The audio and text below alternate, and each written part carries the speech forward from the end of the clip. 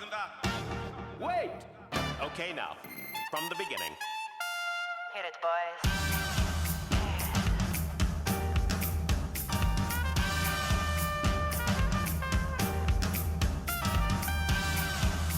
What are you talking about?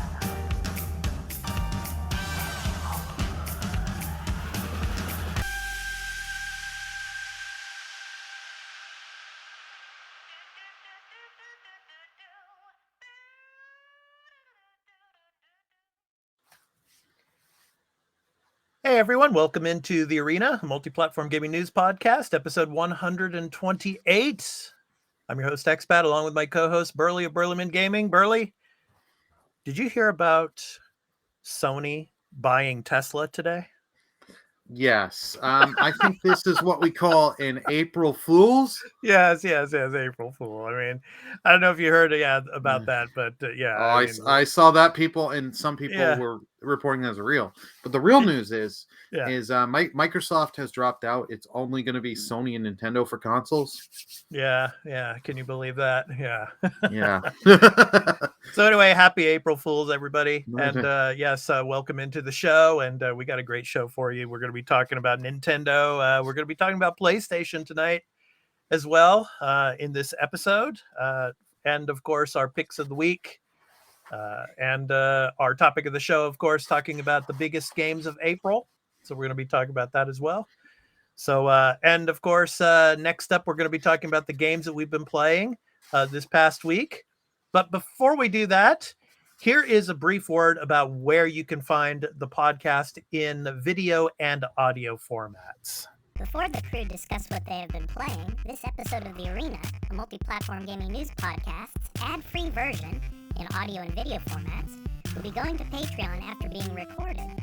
So if you would like to support the show and become a patron at the entry Tier 1 level at $1 per month and get every episode including exclusive ad-free post-show content in video format when recorded, please visit patreon.com/thearena_podcast for further details. The audio version of the podcast will be uploaded to all free podcast services, where you can find us on any podcast app for iOS or Android, and in the video version will be on our YouTube channel, The Arena Productions. For the audio version, just download your favorite podcast app and search for The Arena, a multi-platform gaming news podcast. Subscribe, follow us, post a review, and leave us questions, comments, and feedback if you like, if that feature is available there, and spread the word about the podcast. We also have a Discord called The Arena Podcast, where you can join and chat with the Arena Podcast community, and the podcast audio website is at thearenapodcast.podbean.com, where you can follow us and leave questions and comments as well. For all information regarding the podcast and our entertainment and pop culture related content, along with our blog and forums,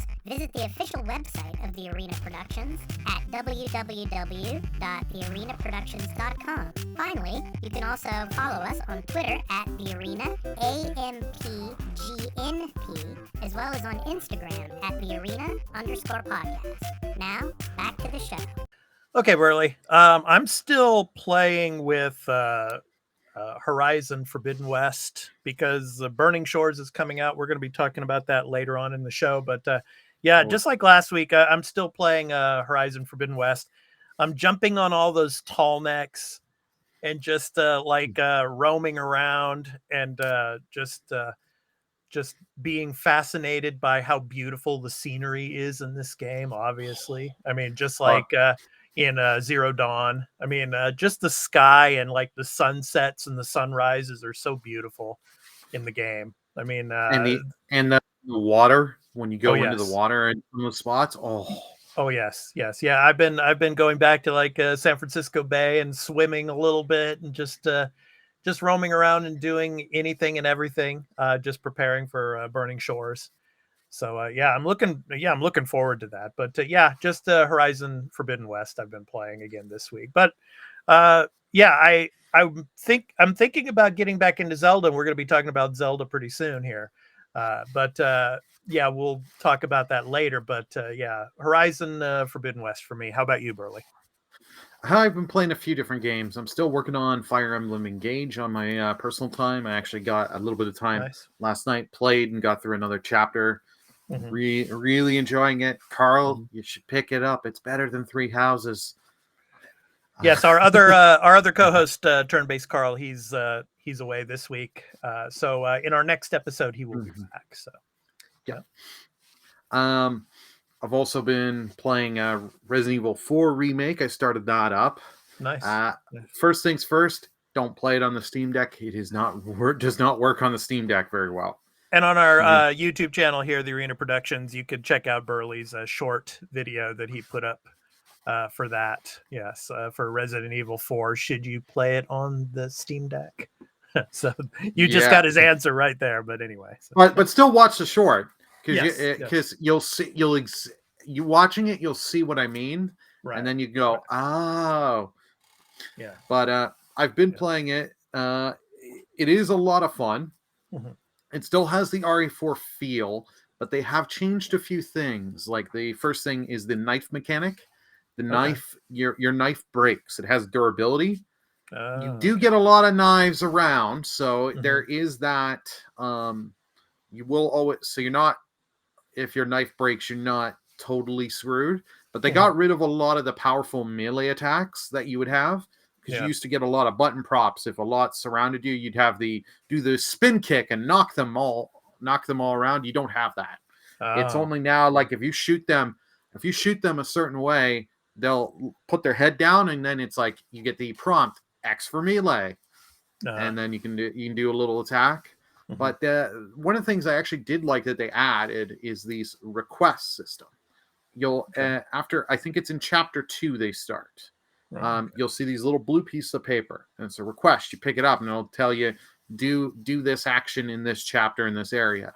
If you do these and you go bring them to the merchant, you get this type of gems. They can't use you don't use them to just buy, like you can't sell the gems, but what you do is you trade them back to the merchant, and you can get like one of them's a herb to help increase your health. You can get a special pistol.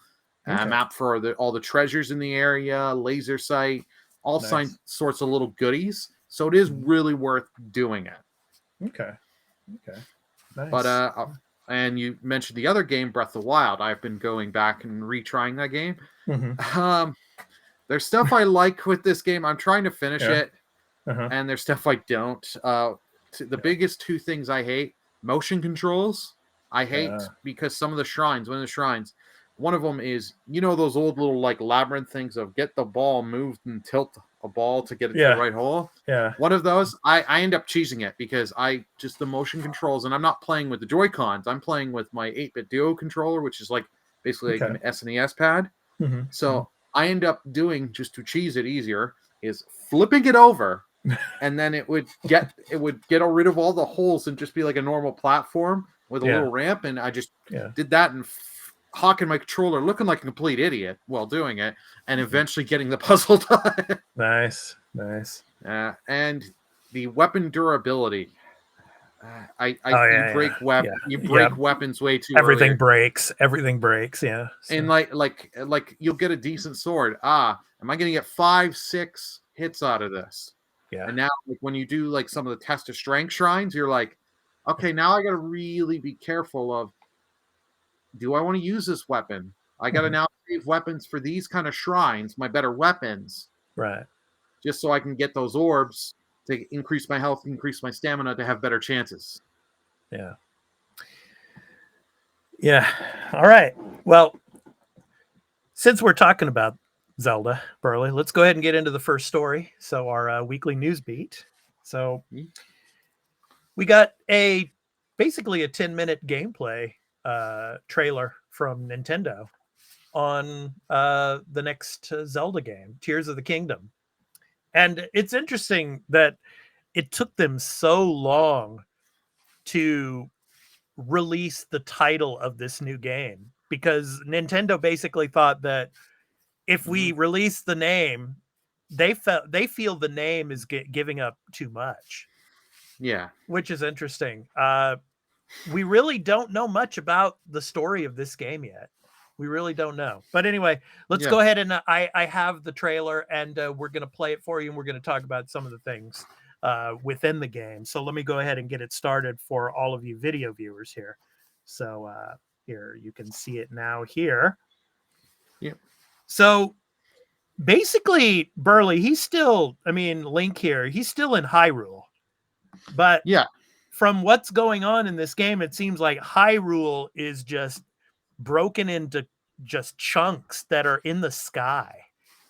So when I'm looking at this and when I'm reading about the things that are going on in Tears of the Kingdom, it kind of reminds me of, it's a completely different game, but the game Control, where lots of things are just like floating in the air. Obviously, Link is not going to have the skills that the main protagonist has in Control, where she can float up to particular places.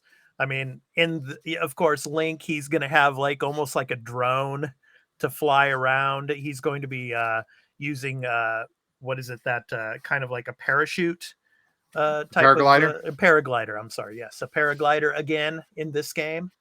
So what are your thoughts on the 10-minute clip and what they showed here? I've got a few different feelings on this. Like, this here is cool, this new ruin, because we're all wondering, how am I going to get up?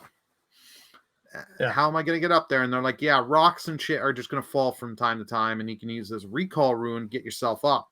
Yeah, like almost like an elevator in a sense. Yeah. They said there are other ways to get up too, so I'm going to be interested to see. Yeah. But as we can, like, they've shown a few new ruins. Like, shortly we're about to get into where they're going to show stuff to address the weapon durability, which I like and hate at the same time. It's a ruin where you're fusing stuff. So you're fusing, like, you can fuse a rock in your lance together. And it's like, it makes a new weapon. But it's like, okay, that's cool and all, but this is just like, you're still, so that means I got to constantly keep finding stuff and be like, okay, my lance is about done. Combine, use the ruin. Wait for the ruin to recharge. Do that again. And manage the inventory, because the inventory system is very limited in Breath of the Wild. Like, you have to go to you got to find the Korok seeds and find all the Korok seeds to go to the Korok and get your inventory increased. Like, I increased a bit on my playthrough so far the year of just Breath of the Wild.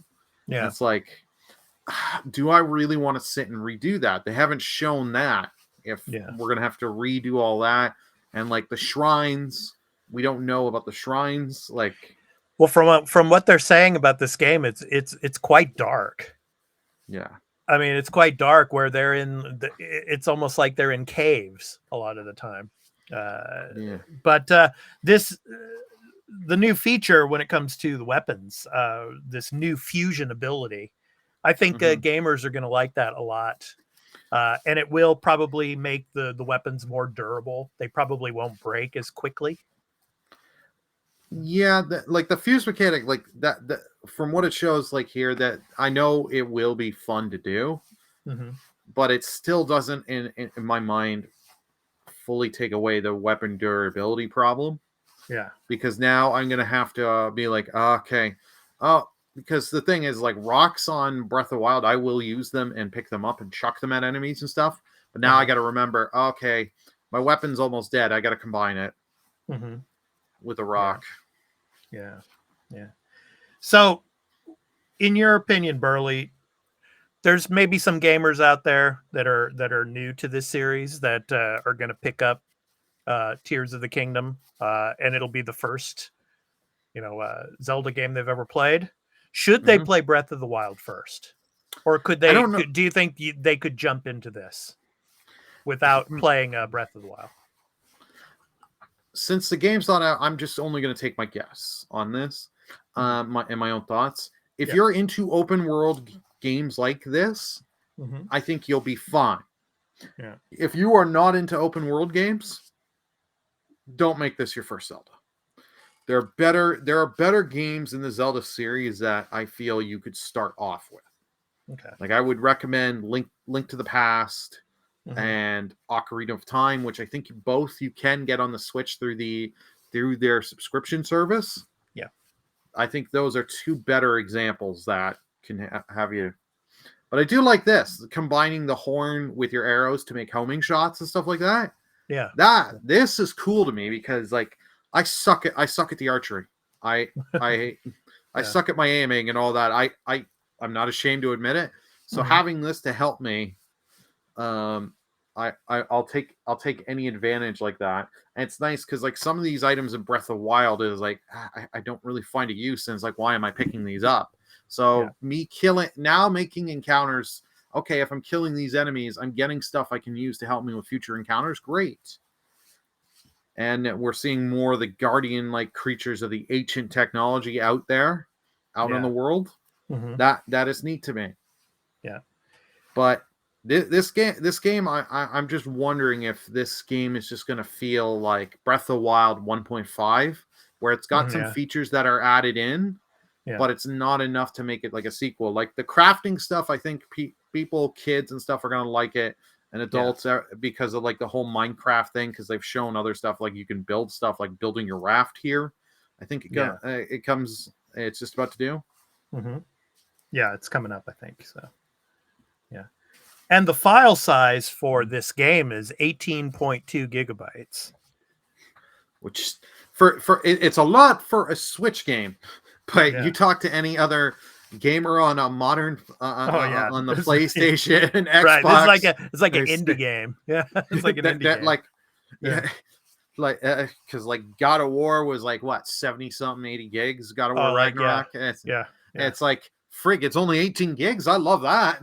Oh yeah. But and so how must admit the Switch they showed off, the Switch OLED with for this does look really nice. Yeah.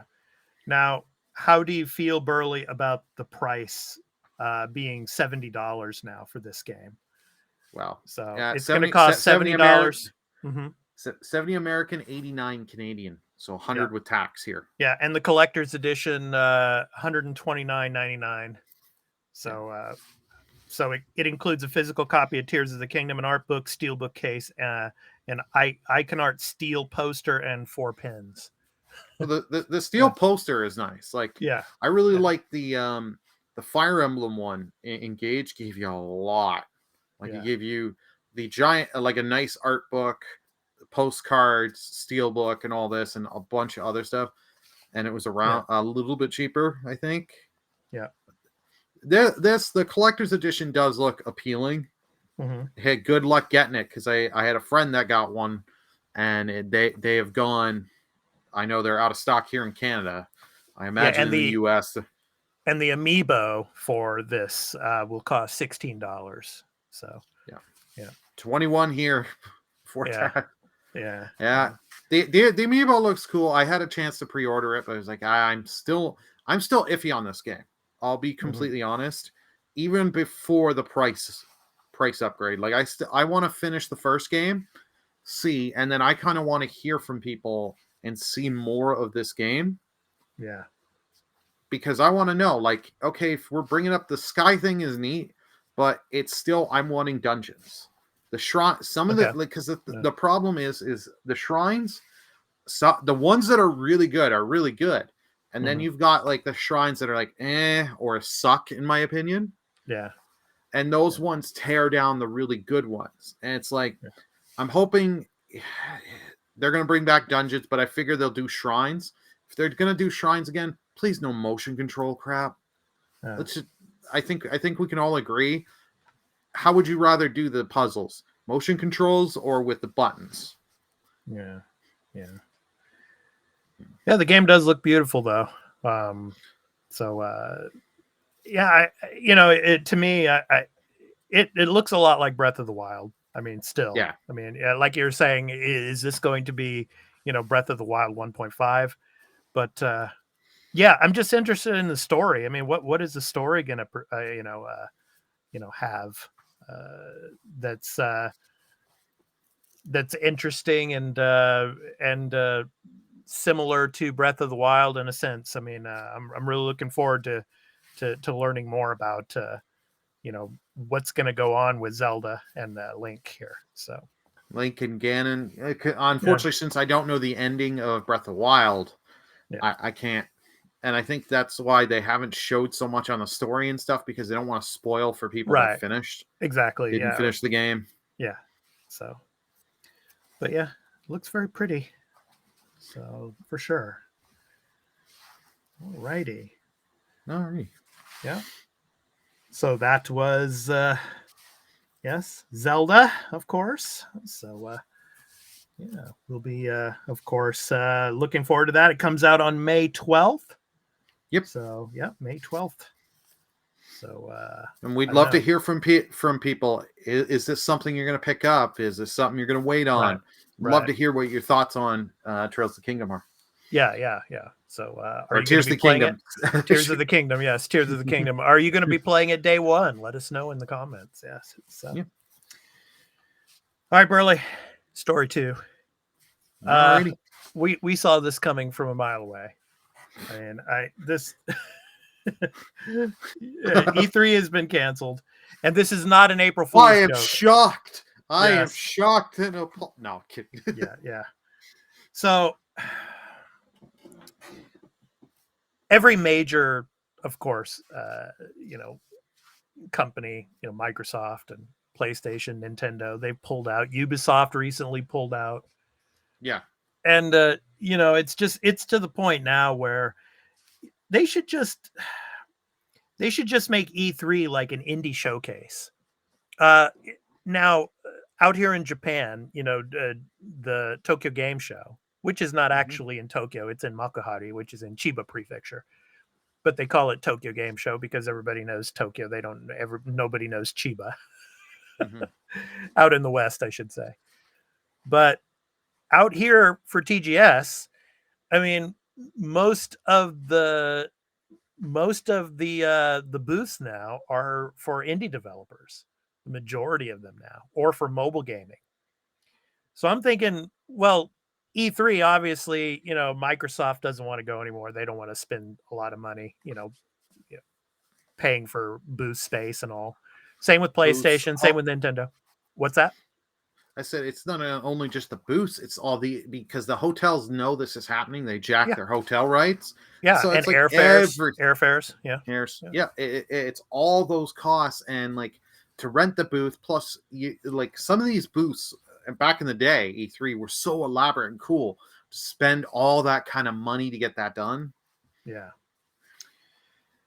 I mean, so why not just make E3 into like an indie showcase where you have like 3 days where people can come and they can see all these cool indie developers and all the games that they're coming out with, and the same with mobile gaming. And then obviously you're going to have your Xbox live digital events. Jeff Keighley's going to do his digital event or do a live event. PlayStation's probably going to have a state of play or a digital event. Nintendo, they got their directs. They're going to do their digital events. So, yeah, I understand that the technology has changed, and E3 is never going to be what it used to be. I mean, everybody's saying E3 is dead now. It is from what we used to know of it, I think. But it could morph into something new and something different. And I think to make it more of an indie showcase and with mobile, and then on the side, obviously have at the same time, or maybe a couple of days after or before, have the big live streaming events. And so it'll still be like the big summer event. Not that it's E3 and just, where PlayStation and Microsoft and Nintendo are on the showroom floor. That's never going to happen again. But have the showroom floor, just have a bunch of indie developers there with mobile gaming. And then for the tech side of things, you do the big digital events. Your thoughts? Yeah, E3 has to change. At this point, let's be honest. E3 has been going down and down over the last couple of years. Like Sony hasn't been a part of it for a couple of years now, and like E3 you mean it's been in decline. Yeah, It's been in decline. Yeah. Yeah, better word. Yes. E3's been in decline. So, like, Sony cut back from it first years ago, and not only that, E3 has had its controversies. A few years ago, remember, they leaked out all the press info, all the press's contacted him and addresses and all that. Remember, so people's information got leaked. Yeah. So some people in press said, "Yeah, I'm not going. My stuff got leaked. I'm not doing that again." Yeah. Well, and Um, one of the other reasons why they're not going anymore is, well, because of COVID, a lot of games have been pushed back into the future, and they're just not ready to show stuff right now. So, Yeah. I mean, you had the constant pressure to put stuff out on the showroom floor and put stuff on the stage and show all of these just pointless cinematic trailers that have nothing to do with the actual in-game gameplay or anything. No Yeah. gameplay whatsoever. So, I mean, they're just fed up with that, I think. and That's the another reason. Mhm. and the developers were fed up because they'd always have to make demos that they're in there, Exactly. in-house demos, because they can't release them because people will data mine them. You'd have to spend crucial hours and weeks and days and months to get an E3 demo, where that time would have been better spent polishing and getting the game ready for the release later that year or next year or whenever, right? There's Right. always that, like you said, the pressure. Yep. This, like, COVID helped accelerate the decline of E3. Yeah. I really think. Yeah. I'd like to see it stick around, like you said, some online little thing for indies. But like Jeff Keighley's got his indie showcase and stuff like that. So I know indies have their events. Well, what I'm saying is E3 should just become an indie showcase. Yeah. Instead of having PlayStation, Microsoft, and Nintendo on the showroom floor, E3 will become an indie showcase. Yeah. Nothing more. Because you're going to have indie developers that are actually going to want to show their products. They're going to want to show their games, and they'll want to have booth space. And that's what goes on out here in Tokyo Game Show. You have like 90% of the booths now that are indie developers and mobile gaming, period. Yeah. So yeah, I mean, you've got, of course, Reed Pop and the ESA, they're still going to work together to of course try to create future E3 events. But I think it's going to have to be, I think, like an indie type of situation, because the big developers are, the big three. I'm going to say, PlayStation, Xbox, Nintendo, they're never coming back because they're just they have their digital showcases now, and that's all it's going to be from now on is digital showcases. So you have the indie event, which is E3, and that can be 3 days or whatever, where people can go in and play indie games and check out the mobile stuff. And then you have all the big digital events for Xbox and PlayStation and Nintendo and PC gaming. Because you're going to have a big PC gaming digital showcase as well. So, yeah. Yeah, no, I'm okay with that. Let's go down that route. Like you said, the big three are going to do. They've been doing online events for years, and it's just way better for their budget and budgeting costs and all that. And it's just, you know what, they don't need all that time to hype, because you can set out a tweet or a day or two before your event. Sony has done it, Microsoft and Nintendo has done it. People will pay attention. It will spread like wildfire, the news. And if you say, like, we're going to show off, for example, Sony says, we're going to show you off first exclusive gameplay of Spider-Man 2. Yeah. People are going to run and rally to that whenever they're going to show it. Yeah. But it's all going to be online and digital now, Burley. Yeah. I am kind of sad for that, because that was one thing I've always wanted to see was go to E3. Like, I would have loved to have gone years ago with the big stuff. Like, 'cause I remember watching footage from the late 90s, the early Oh, 2000s yeah, of yeah, E3 Oh, when yeah, they it had was the amazing. giant booths, Right. like that stuff. You would have like Yeah. you'd wait hours in line to play a demo, but just to see the booths and see that stuff, and talk with some developers and stuff like that. How cool would it? Yeah, but just think back in the 90s how much it cost compared to 2023. Oh yeah, yeah, yeah. so I mean it to them it's not worth paying for now. They just want to cut costs and they could spend a lot less money and make a digital event. And they're still going to get a lot, as many viewers as there would be people actually showing up at the events. So, yeah, just make it an indie showcase for 3 days for E3. People will come. People will come, Ray. Yeah, no, yeah, yeah. People will most come. definitely will come. You Yes. You give a good platform for indies. You be smart and don't go stupid with the costs and budgets. You don't want to pull a G4 where you balloon the budget and do so much stupid stuff where it's like, right. Why do you think you can spend this much? Yeah. Did you get that reference, Burley? People will come. People will come. Yes. Yeah. Do you know what movie that's from?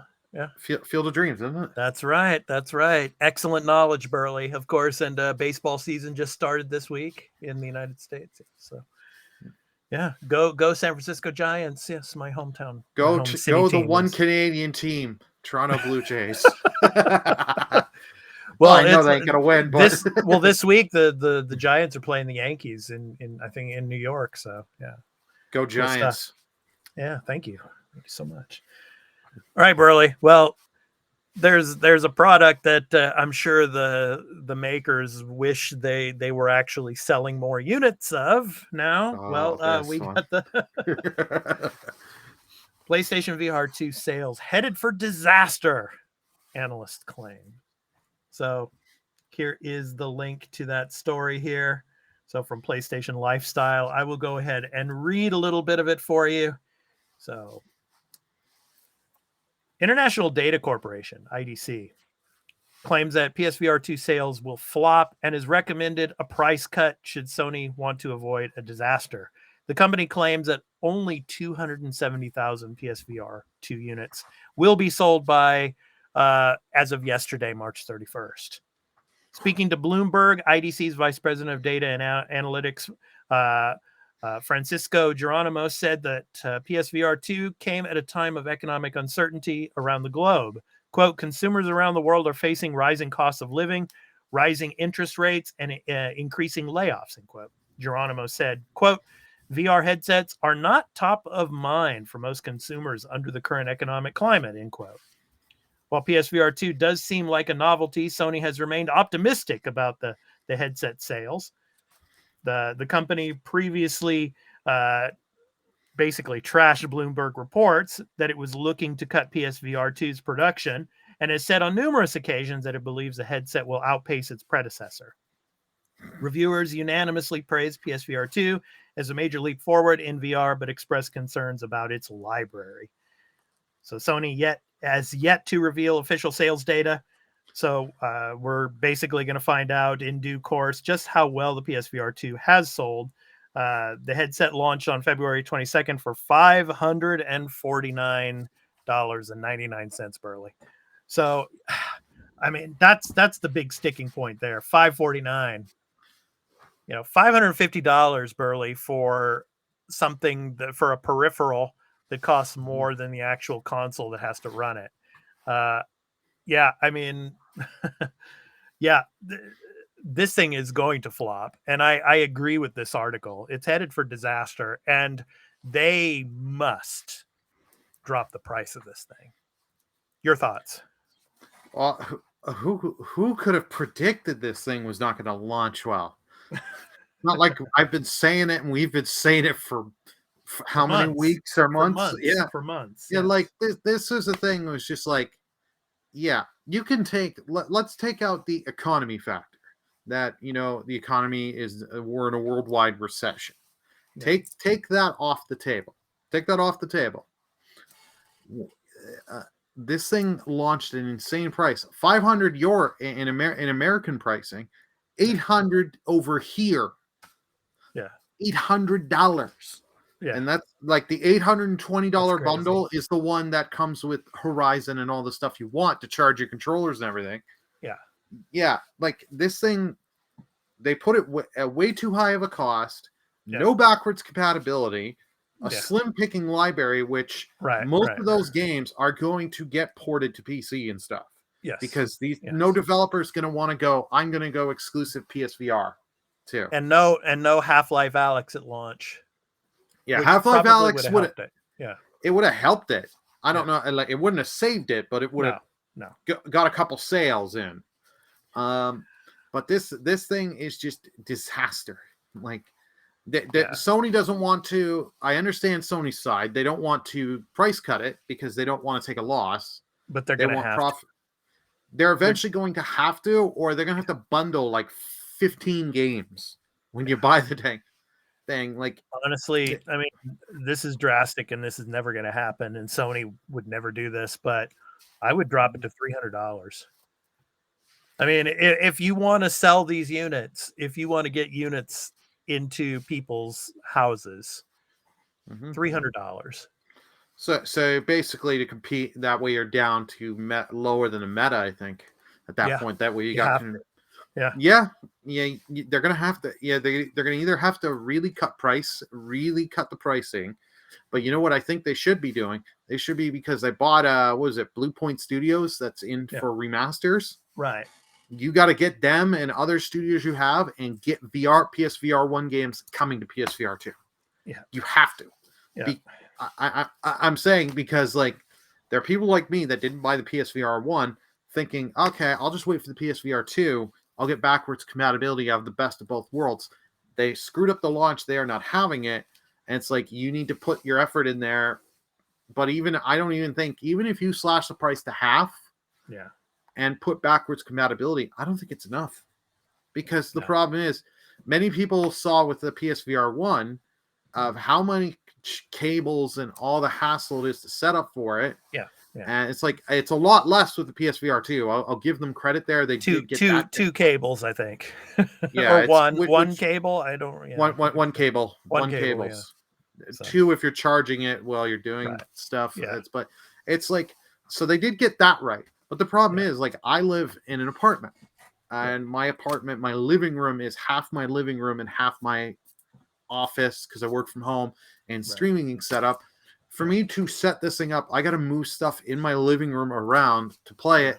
And it's not like VR is not like console gaming where, you could play if you've got the time and all that. You could play, do a 4 to 6 hour session. Right. VR, you're going to do maybe like 2 hours max before you're like, okay, I'm getting a headache and all that. Yeah. And then want to put it down and then have to clean up right after. And it's interesting you bring up the space, because the home market for this peripheral and the home company, for Sony is Japan. And out here in Japan, space is a very limited, a very limited commodity. I mean, space is very, very, small in most apartments and in mansion, or in the West, you would call it a condominium, but a lot of mansion units are too small, to have a lot of space to run, to move around and have the headset on, a VR headset.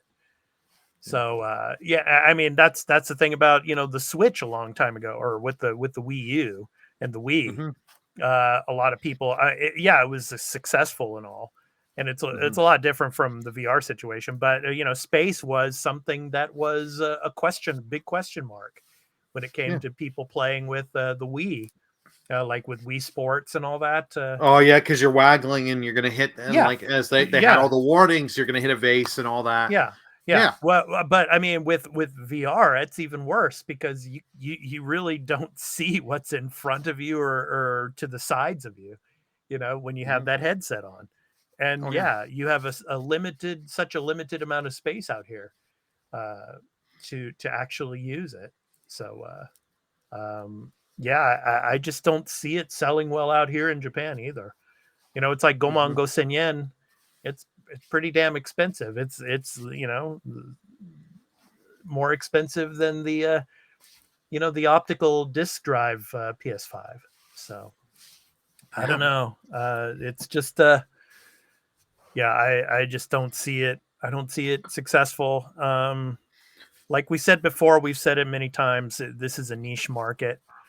Not every single gamer is going to have the money in their wallet to go spend on something like this. Most people that are actually buying it and playing with it are the tech nerds that that have a pretty damn good income that can use that disposable income to buy this thing. And it's VR is a great thing. I mean, I have the first iteration. I have the PSVR, first generation PSVR, and when you put it on, you play things on it. It's really cool. So I mean, I want VR to succeed, but I just don't think we're at that point yet when it comes to the games and when it comes to the pricing. It's and there's not much of a when it comes to actual companies that are actually producing a headset. We only have we have the Meta, we have the what is it, the HTC Vive, we don't have many companies that are making these products yet. So until there's more competition, the pricing is still going to stay very high, I think. No, yeah. Well, like the high Oculus one. Yeah. Just they cut the cost down because they were realizing no one's gonna pay. I think it was like $1,400 a headset for a headset. And it's like no one's gonna pay that. Like you said, all this stuff. Plus the technology is fully not there. Like, not yet. The VR technology is good for where it's at right now. I would give it that. But VR is not where it's at. Like the technology is not. Give it another 20 years. Give it another 20 years, I think. Yeah, I would say 20 years. Yeah. But my thing is how long is Sony going to support this thing? Is this going to be killed off like the Vita pretty quickly? Will there be a PSVR 3? I mean, maybe there won't be. I mean, it depends. Yeah. Or they may realize after this with PSVR 2. Yeah. Let's not invest as much on VR right now. Let's hold back for the technology to catch up. Yeah, that's what they did with Microsoft. That's what they did with the HoloLens. I mean, when that first came out, I mean, they were really pushing it, but it just, it was for a particular market. It wasn't for like the gaming market in a sense. And so they kind of, held back on it. So, we shall see. They were smart too. Yeah, it'll be interesting to see later this year when we do get the sales figures and all. And once we do get to the end of the year and see the final year's sales figures on this, if they're, then we can have the conversation about, are they going to, invest in a PSVR 3 in the future or not? So we shall see. Mm-hmm. All right, Burley. So let's get to the topic of the show. So our topic of the show, biggest games of April 2023. So, of course, I have a little video compilation of a few of the games that are coming out. Some of these biggest games. I don't know. For me, obviously, the biggest game to me is coming at the end of the month, which is Jedi Survivor. That's my number one. My number two, obviously, is Burning Shores, which it's DLC, but it's DLC. Still I'm still calling it a game here. I mean, anytime you get a chance to play Aloy, I mean that's awesome. So I don't know. So what are your thoughts on the month? I'm going to go ahead and start the trailer here, and we'll talk about them. So the first game here is Meet Your Maker. So, this, and it's interesting. We're going to be talking about this later with the PS Plus games. This is actually on PS Plus, but, I mean, what do you think of the games for April, Burley? April is a very interesting month. Like this Meet Your Maker, it is launching into PS Plus, as you said. So this is one I've seen from we've seen from trailers. Like, yeah, you know what? I will try this out.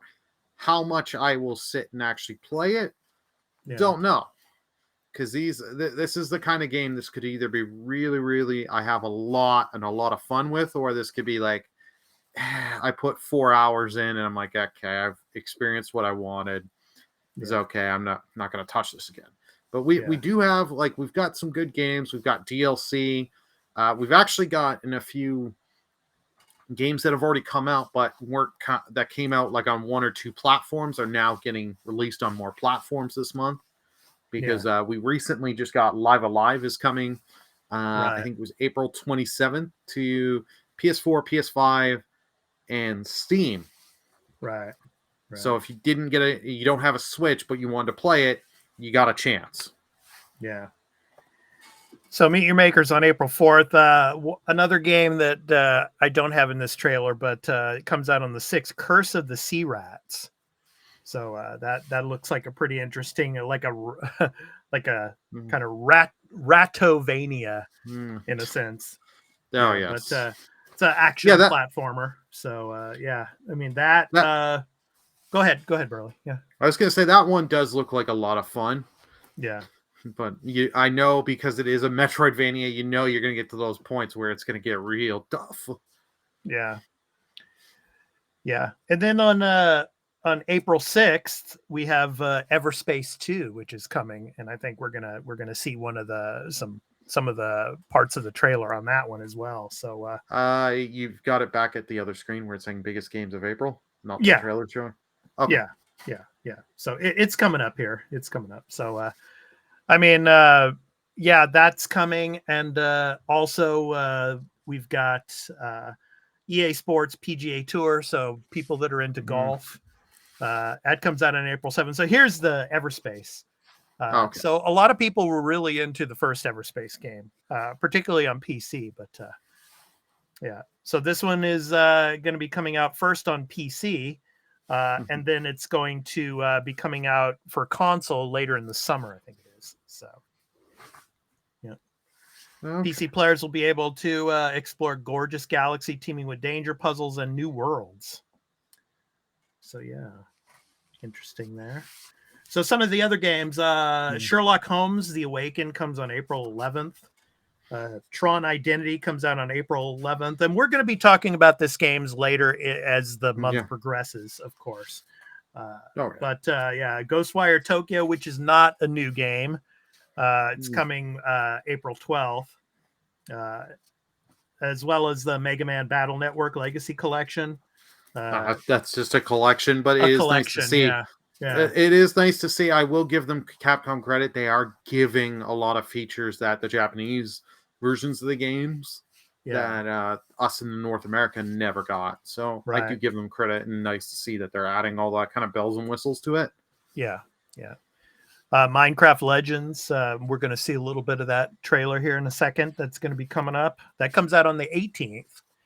So, a lot of people are probably looking forward to that because, especially out here in Japan, there's a lot of kids that love to play Minecraft. So, Minecraft is huge out here, and I think Dungeons did pretty well. The Dungeons game they did, I did play it, and it wasn't bad. It was just nothing for me. Nothing that I like. That was one of the first games I actually ever tried on Game Pass. Yeah, it was like, okay, let's try this. Oh, cool. Yeah, so Everspace 2, it looks pretty good. So if you're a PC gamer, it's coming out soon. So then for console gamers in the summer. So another game, League of Legends story, The Mage Seeker, coming out on April 18th. Oh yeah, I forgot that was coming this month. Yeah. So it'll be available on Switch, PC, PS5, PS4, Xbox Series X and S, and Xbox One. Interesting. And then, of course, Horizon Forbidden West Burning Shores. That's going to be coming out on the 19th, and we're going to be seeing a little bit of that as well. That's something I'm really looking forward to. And I like the DLC for Zero Dawn. What was it? I'm blanking on the name. The DLC they did for Zero Dawn, but it was Frozen Wilds. Yes, Frozen Wilds. Thank you. Yes. that was really good. So you know what? Mhm. Let's see where they're going to take it here, Mhm. and see if we're going to actually get any of the character Silence that was played by Lance Reddick. Yes, the late Lance Reddick. Yes. Reddick, yeah. Yes. So, yeah. So anyway, I'll read a little bit about Minecraft Legends here. So yes, Minecraft Legends reimagines Mojang's blocky world as an action strategy game in which you explore various biomes that are inhabited by other players. Teamwork makes the dream work as you and your allies deal with piglins. But you'll have plenty of resources, weapons, and allies to help you deal with the menacing critters when they arrive to lay siege to your world. So, yeah. So on April 18th. Yeah, it looks pretty cool. Yeah. It does look good. I will try this out. Yeah. Yeah. Yeah. So yeah, a lot of multiplayer aspects to this. Yeah. So challenging your friends and all. No. So, yeah. Looks pretty cool. Yeah. Yes. Piglins. Yeah, there you go. Coming on the 18th. So, good stuff. Oh, the creeper. Exploding creepers. Cool. Yeah, yeah. There you Good go. stuff. Good stuff. Yeah. Yeah. Yeah. I don't know. I think this is going to do really well out here in Japan. Oh. I think I think it's just overall do well. I can see this being being very popular on Twitch actually and other streaming platforms. Yeah. But especially on like the Switch. I mean, when this comes to the Switch, it's gonna sell like hotcakes out here. So a lot of kids love to play Minecraft.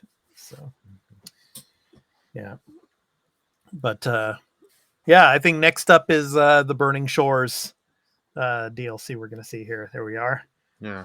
So more than a year after Horizon Forbidden West continued Aloy's story, Burning Shores adds another chapter to the saga. This time, Aloy is pursuing a sinister new threat to the planet, venturing south of the Tanakath clan lands into a futuristic version of LA that has been transformed by millennia of volcanic eruptions and violent seismic activity into a treacherous archipelago.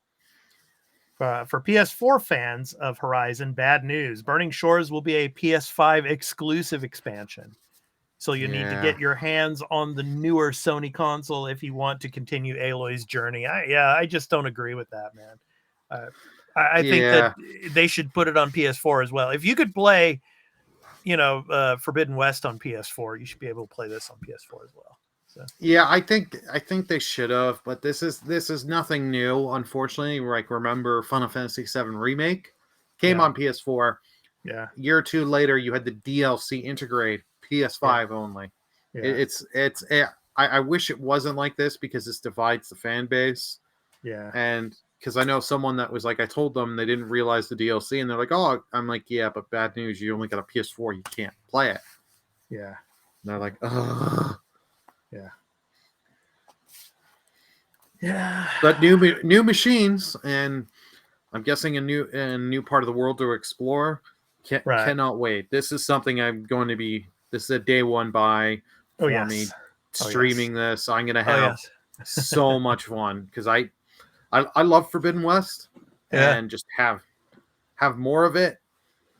Hey, I might stream this myself, Burley. I might stream this one. Who knows? Yeah, nice. We'll see. But yeah, depending on all the content that we're doing over here on the Arena Productions, so lots of content. Yeah. So some of the familiar characters, of course. Yeah. So yeah, it looks good. Yeah, it's like I love in the trailer there where it's like that. That machine is just destroying the Hollywood sign. Yeah. So it's good stuff. Oh, you don't love Hollywood? Hollywood's an interesting area now. Yeah. I've been there many times, Burley, believe me. Yes. I know. Yeah. Well, especially when I had to go, play basketball at UCLA. So Westwood is not very far away from Hollywood. So Hollywood and Burbank.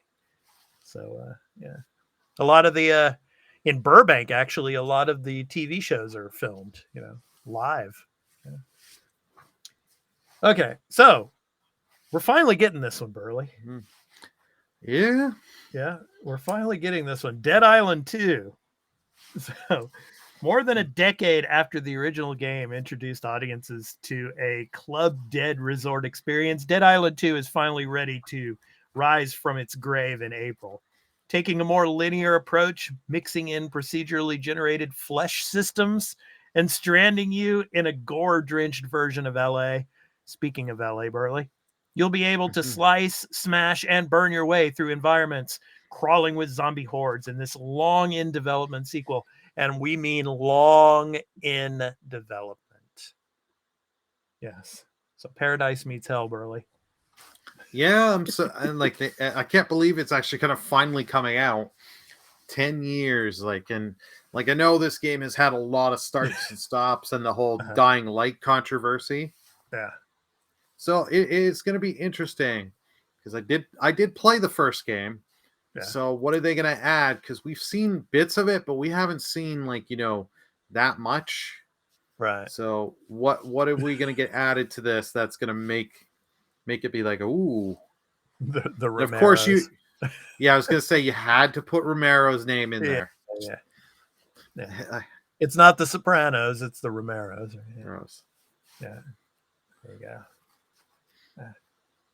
This one, I know a few people are really, really excited for this. So I'll be checking out their footage and what they think of it.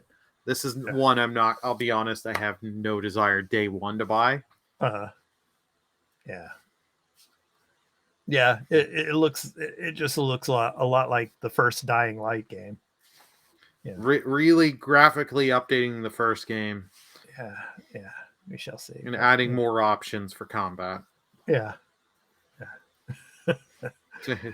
For all of you audio listeners, I'm laughing because some of the scenes that they're showing here, some of the gory graphic images, what you can do to the zombies and everything. It's just Wolverine-like claws here. Oh god! So I'm glad they're not taking this seriously and they're going for the fun of it and and the cheese. I do commend them there. Yeah.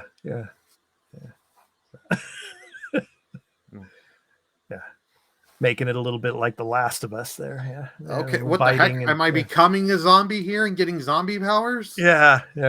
Okay. So what is this? I mean, are you able to play a zombie in this game? Who knows? I guess. I guess, or you get some kind of you're not a full zombie. You just have some of the aggression of a zombie. Right. Something like that. I'm taking a stab here. Yeah.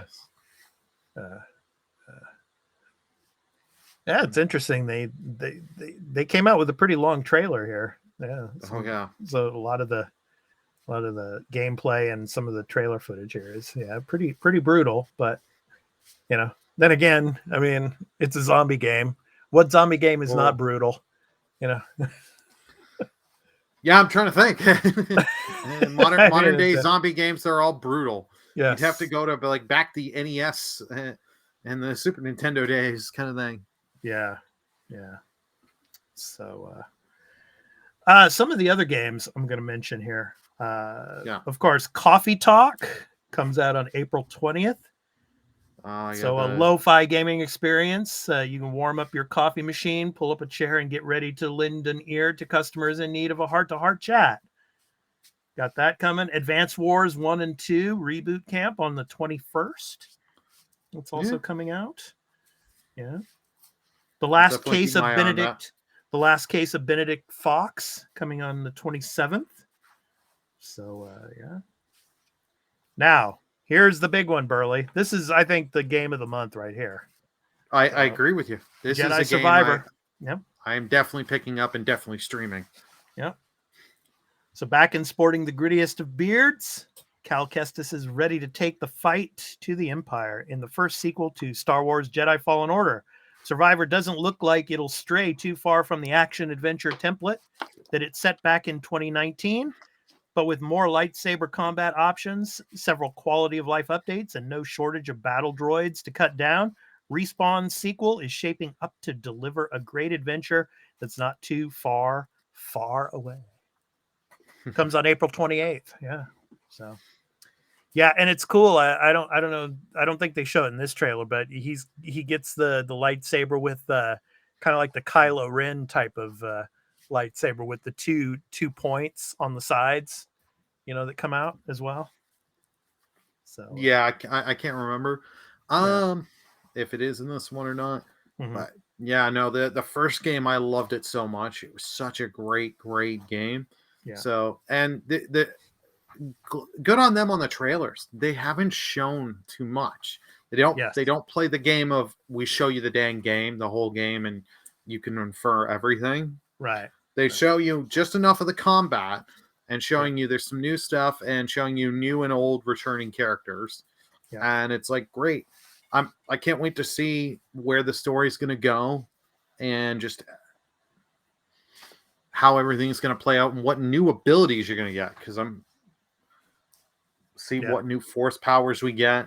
Yeah. It's good stuff, man. Yeah. Really looking forward to it. Cal may run into some Mandalorians. You never know. This is Pedro the way, Pascal right? cameo. This is the way, right? Yeah. Hey, maybe or Bo-Katan. The way things are going now, it's the Bo-Katan Kreese show. So yeah, you can check out our Star Wars Republic show here on the Arena Productions.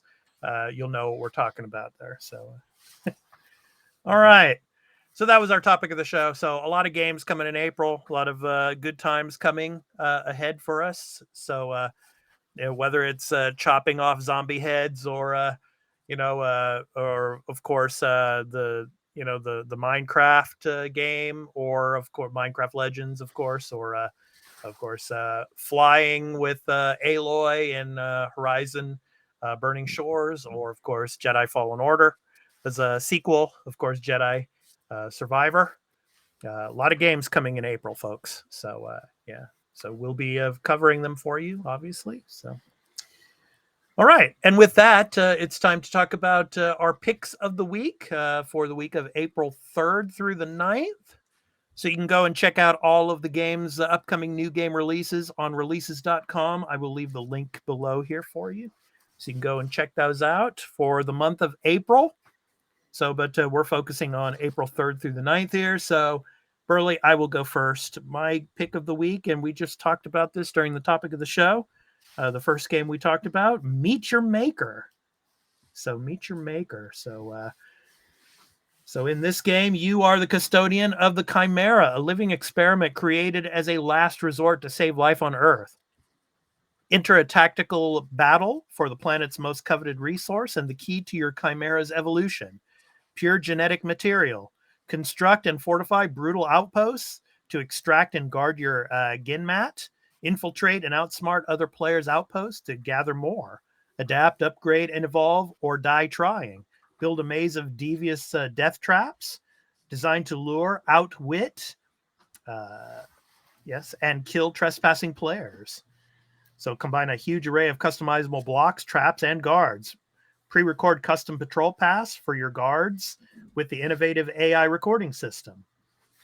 So share your outposts and watch other players take them on. Reap rewards from those who die. Learn how to strengthen your creation from those who live. And never lose progress or resources by being raided. Yes. So it comes out on April 4th. So PC, PS4, PS5, Xbox One, and Xbox Series S. So yeah. So Meet Your Maker. So it's interesting. We don't see much gameplay though here. It looks like just a bunch of cinematic trailer stuff, but the premise of the game looks cool though, and it looks interesting. So it seems interesting to me. So I do love the little jokes they're doing with the temp 6, temp 7. Yeah. All that. Yeah. So and it comes out, of course, and we're going to talk about the PS Plus games. It's one of the PS Plus games for the month of April. So if you have PS Plus, you'll be able to play this day one as well. So, yeah. So upgrade. Meet Your Maker. April 4th. All right, Burley, you are up next. What do you got for us for this week? What's your pick? my pick of the week is Fire Emblem Engage Expansion Pass Wave 4.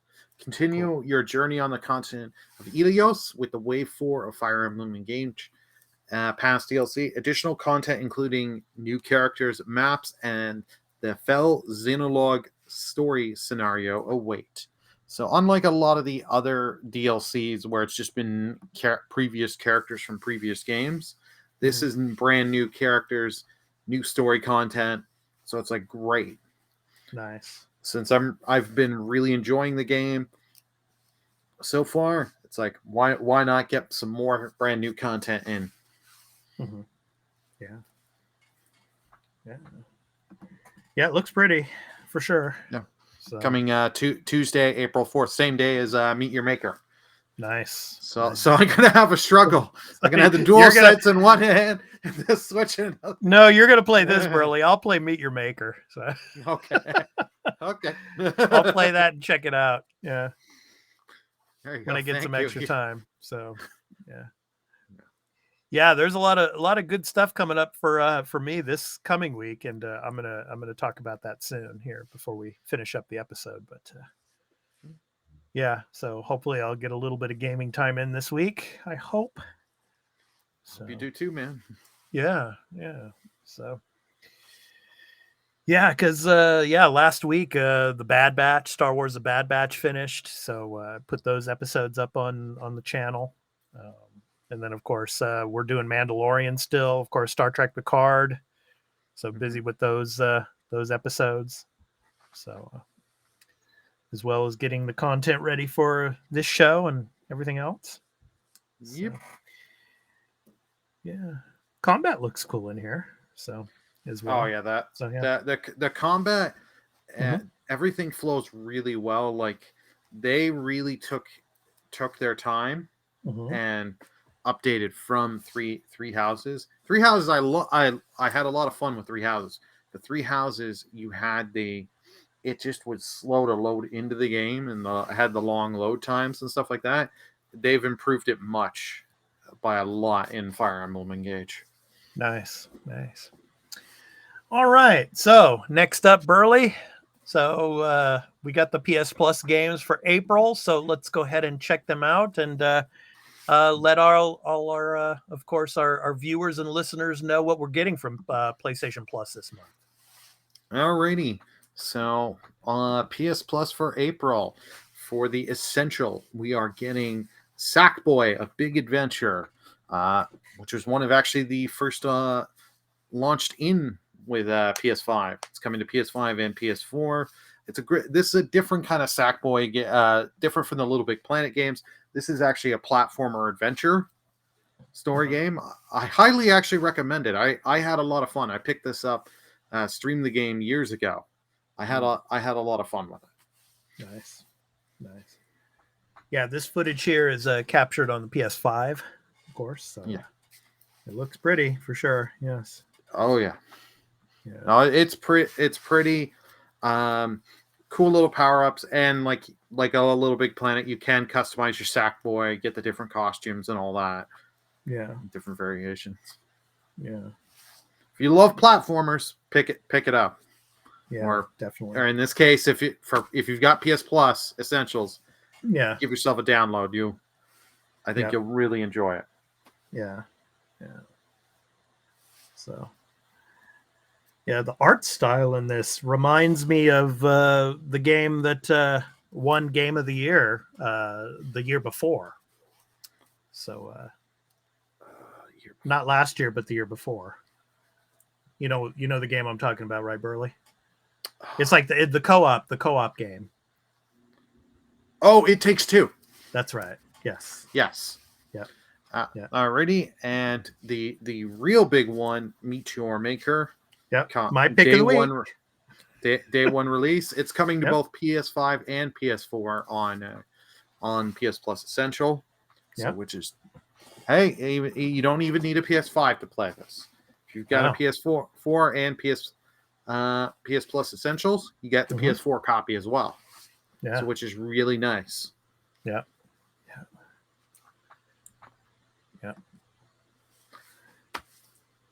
Yeah, like I said, Yeah. I mean, this is mostly cinematic trailer stuff. So, I mean, I'm interested to see what the actual gameplay looks like. Here. Or this is gameplay here. So, a Yeah, little this bit is of it. gameplay. Yeah. Yeah, looks fun. Oh. Yeah. No, I know I'm gonna have some fun on this. It when could I be pretty eventually do- challenging though. Yeah. I know I'm gonna like die a million times in this game. Yeah. And that's without Probably not a including million, extreme Burley. loots. Probably like 20 or 30 times. Okay, and then the next one? Yeah.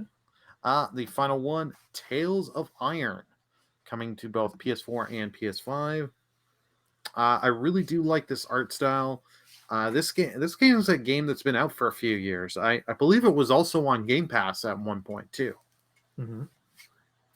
So it's a Metroidvania styled game. Mm-hmm. And who's the developer? Good question. Tales of Iron. Yeah, because the one link I have doesn't have the developer. Give me 2 seconds. Mm-hmm. Yeah. Tales of Iron. It was developed by Odd Bug Studio. Came out Nice. in September of 2021. Nice. Yeah, this is one I will definitely grab the game because it's on PS Plus, but it's one I definitely, when I get some time, download and try. Mm-hmm. Cool. Yeah. So it's interesting that Meet Your Maker is a day one. Usually we don't get day one games on PlayStation Plus. Yeah, so, and that was just that was. Go ahead. That was just. I was going to say that was just announced like a few weeks ago. That was a day one. Mm-hmm. Yeah. All righty. So, and there's good old Zelda and Link there again. So, riding away. Bye-bye, Link. Yeah. I just had to throw that in there one last time. I was going to say Link just riding away. All right. The deal you made with Nintendo, you have to at the end show. Yeah, I guess. All right, so it's time to talk about the games that we're going to be playing this next week. I'm going to try Meet Your Maker, probably a little bit of that, and then I'm still gonna, mess around with, of course, Horizon Forbidden West. Continue playing with that until Burning Shores comes out. But Meet Your Maker, I want to definitely try that this week, and hopefully I'll have a few things to say about it in the next episode. And how about you, Burley? What about you for this week? So the Fire Emblem. Yeah. Well, Fire Emblem on my personal time, I'll be continuing playing that, and definitely eventually pick up that. Got to pick up that DLC, see that content.